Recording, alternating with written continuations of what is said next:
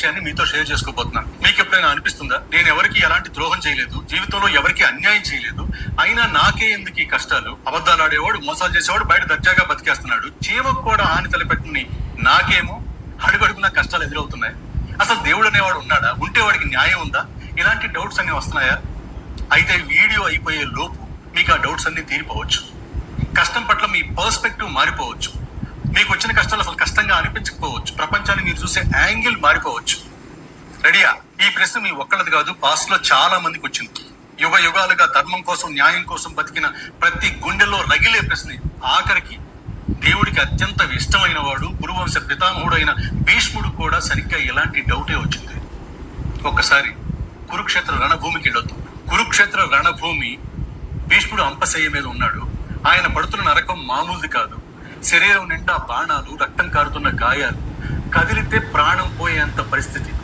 అంతటి పుణ్యాత్ముడికి జీవితం మొత్తం ధర్మం, త్యాగాల మయం. అలాంటి మహాత్ముడికి ఇంతటి కష్టం ఏంటి?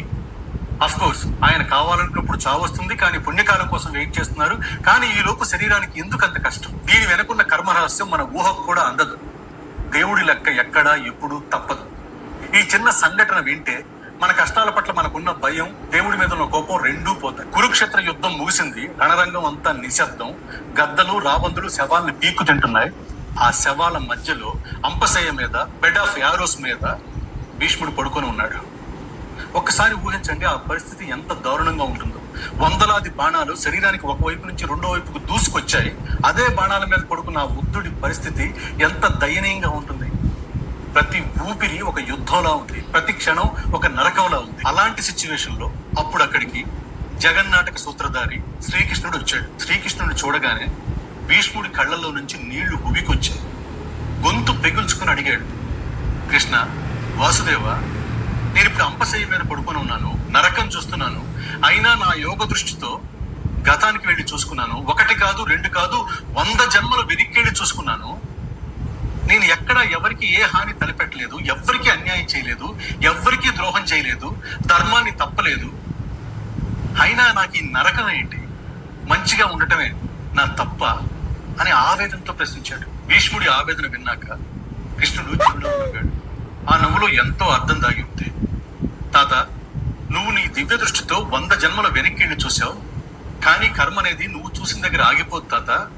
నువ్వు 100 జన్మల దగ్గర ఆగిపోయావు, కానీ నీ దృష్టితో ఇంకొంచెం వెనక్కి 101వ జన్మను చూడు, అక్కడుంది నీ ప్రశ్నకు సమాధానం అన్నాడు. భీష్ముడు తన శక్తిని అంతా కూడా తీసుకుని 100 జన్మల వెనక్కి ఆ వెనక ఉన్న 101వ జన్మలోని చీకట్లోకి వెళ్ళి చూశాడు. ఒక దృశ్యం కనిపించింది. భీష్ముడు గుండె జారిపోయింది.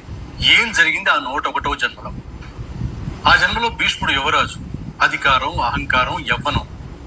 ఒకరోజు అడవిలో గుర్రం మీద వేగంగా వెళ్తున్నాడు. ఒక పాము దారికి అడ్డొచ్చింది. తను వెయిట్ చేయొచ్చు, లేదా పక్క నుంచి వెళ్ళిపోవచ్చు. కానీ యవ్వన మదం కదా, అహంకారంతో నా దారికి అడ్డొస్తుందా అనుకున్నాడు. గుర్రం దిగాడు, బాణం తీసుకున్నాడు. ఆ బాణంతో ఆ పాముని ఎత్తి పైకి లేపి పక్కనున్న ముళ్ళ పొదల్లో విసిరేశాడు. ఇప్పుడు అసలు నిజం వినండి. కర్మ ఎంత ఖచ్చితంగా ఉంటుందో చూడండి. ముళ్ళ పొదల్లో పడిన పాము బయటికి రావడానికి ప్రయత్నిస్తుంది.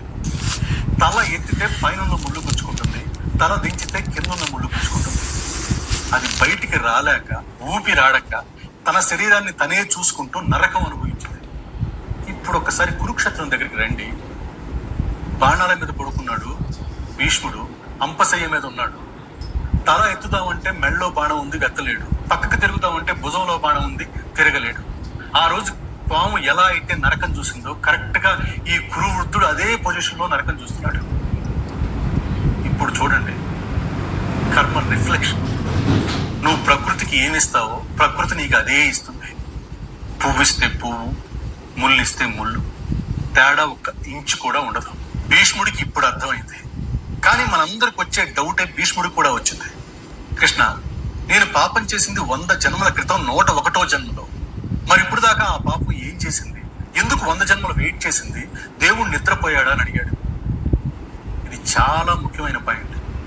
కృష్ణుడు చెప్పిన సమాధానం వింటే మన కళ్ళు తెరుచుకుంటాయి. కృష్ణుడు అన్నాడు, తాత, కర్మ వెయిట్ చేస్తుంది. నువ్వు ఆ పాపం చేసిన తర్వాత 100 జన్మలు నువ్వు చేసిన పుణ్య కార్యాలు నీ చుట్టూ ఒక రక్షణ కవచంలో ఏర్పడ్డాయి. నువ్వు చేసిన పుణ్యం ఎంత గొప్పది అంటే ఆ పాపం నిన్ను తాకలేకపోయింది. కానీ ఆ కవచం ఎప్పుడు పగిలిపోయిందో తెలుసా తాత?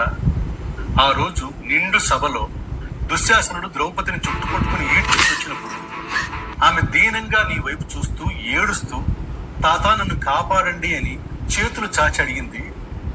కానీ నువ్వేం చేశావు? నువ్వు వంశానికి పెద్దవి, నీకు ఆ అన్యాయాన్ని ఆపే శక్తి ఉంది, అధికారం ఉంది. కానీ నేను ఈ సింహాసనానికి కట్టుబడి ఉన్నాను అనే ఒకే ఒక్క సాకుతో మౌనంగా తల దించుకుని ఉండిపోయావు తాత. ఆ క్షణమే ఆమె కళ్ళలో నుంచి వచ్చిన ఆవేదన ఒక అగ్ని జ్వాలలా మారి 100 జన్మల నీ పుణ్యఫల కవచాన్ని ముక్కలు చేసింది తాత. అన్యాయం చేయడం ఎంత పాపమో, జరుగుతున్న అన్యాయాన్ని చూస్తూ మౌనంగా ఉండటం కూడా అంతే పాపం తాత. ఆ రోజు నీ మౌనం 101వ జన్మలో నువ్వు చేసిన పాపానికి తలుపులు తెరిచింది. ఆ రోజు ఆ పాము శాపం ఇన్నాళ్లకు బుద్ధితో సహా నిన్ను చేరింది అన్నాడు. ఇప్పుడు భీష్ముడి కళ్ళల్లో భయం పోయింది, ఒక పశ్చాత్తాపం మిగిలింది. అప్పుడు కృష్ణుడు భీష్ముడు నుదుటి మీద చేయి వేసి ఇలా అన్నాడు, తాత ఇది శిక్ష కాదు, శుద్ధి అంటే ప్యూరిఫికేషన్. బంగారం మెరవాలంటే కొలిమిలో కాలాల్సిందే, అంటే అగ్నిలో కాలాల్సిందే. నువ్వు మోక్షానికి పూర్తిగా అర్హుడివి.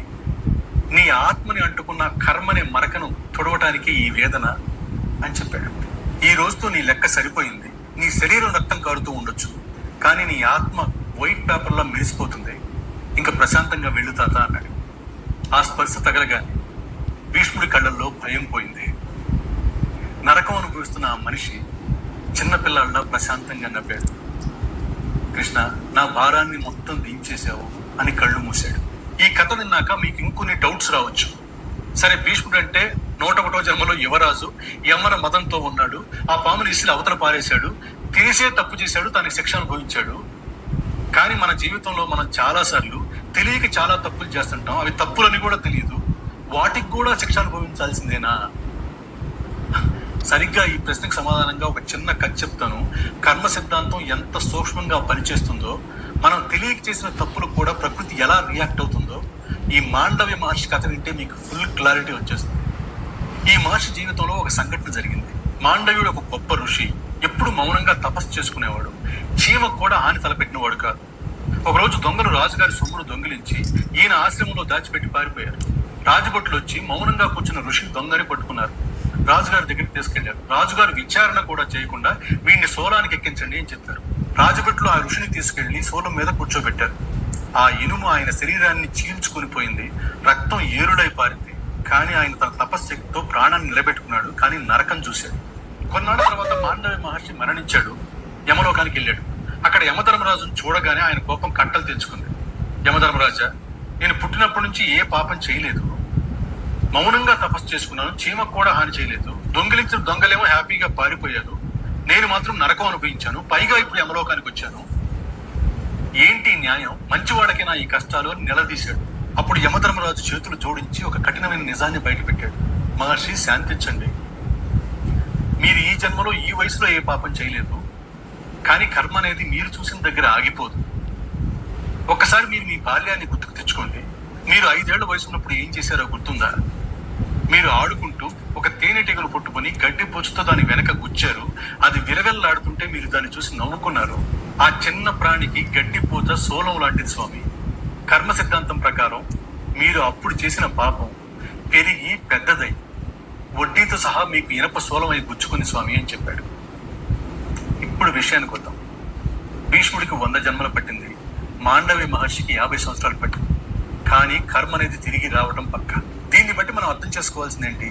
కర్మ అనేది బ్యాంక్ అకౌంట్ లాంటిది. మనం చేసే మంచి పనులు డిపాజిట్లు, పాపాలు లోన్లు. భీష్ముడు పుణ్యం చేశాడు కాబట్టి పాపం పెండింగ్ లో ఉంది. సమయం వచ్చినప్పుడు బ్యాంకు వాడు వడ్డీతో సహా వసూలు చేశాడు. ఇప్పుడు మనం ఎపిసోడ్ బిగినింగ్ లో మాట్లాడుతున్న విషయానికి వద్దాం. నేను మంచివాడిని, నాకెందుకు ఈ కష్టాలు, నేను ఎవరికి అన్యాయం చేయలేదు, ఎవరిని మోసం చేయలేదు, నాకే ఎందుకు ఈ కష్టాలు వస్తున్నాయని కదా మన డౌట్స్. సో ఇప్పుడు ఈ 2 కథలు వింటే మనకేం అర్థం అవుతుంది? మనకి ఇప్పుడు వచ్చే కష్టాలు ఒకప్పుడు మనం చేసిన కర్మల వల్ల వస్తున్నాయని. ఇది అవగాహన అయితే, ఇది అండర్స్టాండ్ అయితే, కష్టాలు మన కష్టాలే మనకి తిరిగి వస్తున్నాయని మనం నమ్మితే 70% మీ కష్టాల భారం తగ్గిపోతుంది. 30% మీరు సహనంతో ఆ కష్టాన్ని భరిస్తే సరిపోతుంది.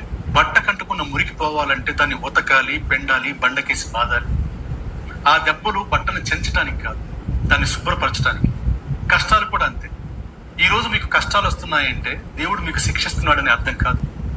మీ ఆత్మ అనే బట్టను అంటిన కర్మ అనే మురికి కొట్టడానికి దేవుడు వేసే దెబ్బలే ఈ కష్టాలు. సబ్బు పెట్టకుండా మురికి ఎలా పోదో, కష్టం రాకుండా పాత కర్మ పోదు. ఈ విషయం అర్థమైతే మనసు ప్రశాంతంగా ఉంటుంది. కాబట్టి జీవితంలో మీకు దేవుడా నాకే ఎందుకు అని ఏడవకండి.